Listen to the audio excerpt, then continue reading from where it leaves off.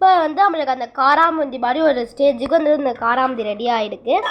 இதை வந்து நம்ம லைட்டாக வந்து மிக்ஸி ஜாரில் போட்டு அரைச்சி எடுத்துக்கலாம். இப்போ வந்து அந்த ஜீனி பாகு வந்து நம்ம கொஞ்சம் நேரம் கொதிக்க விட்டு அந்த லட்டுக்கு தேவையான பொரிச்சு வச்சது வந்து இதில் போட்டுடலாம். நேரத்துக்கு இது கொஞ்சம் கொதிக்கட்டும். லட்டை வந்து கொட்டிடலாம்.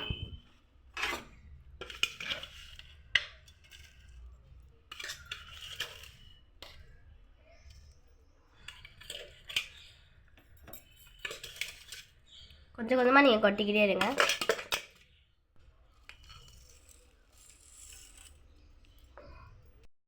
உருக்கி வச்ச நெய்யை இதில் சேர்த்துக்கிறேன்.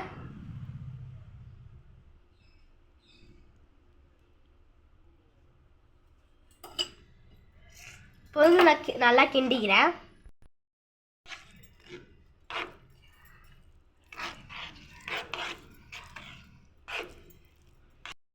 ரெடி ஆயிடுச்சு. இது வந்து நம்ம உருண்டை பிடிக்க வேண்டியதான்.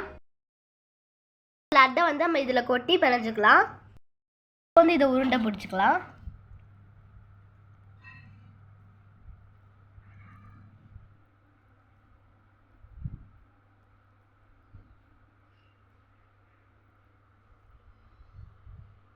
பாருங்கள் எவ்வளோ சூப்பராக இருக்குன்னு.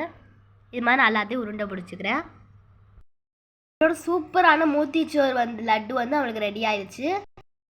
இப்போது பாருங்க எவ்வளோ சூப்பரான மூத்திச்சோறு லட்டு. நீங்கள் இதுக்காண்டி கடையில் போக வேண்டிய அவசியமே கிடையாது. வீட்டில் ரெண்டு இன்க்ரீடியன்ஸ் வச்சு தயாரிச்சுலாம். மறக்காமல் நீங்களும் ட்ரை பண்ணி பார்த்துட்டு மறக்காமல் சொல்லுங்கள். பாய்.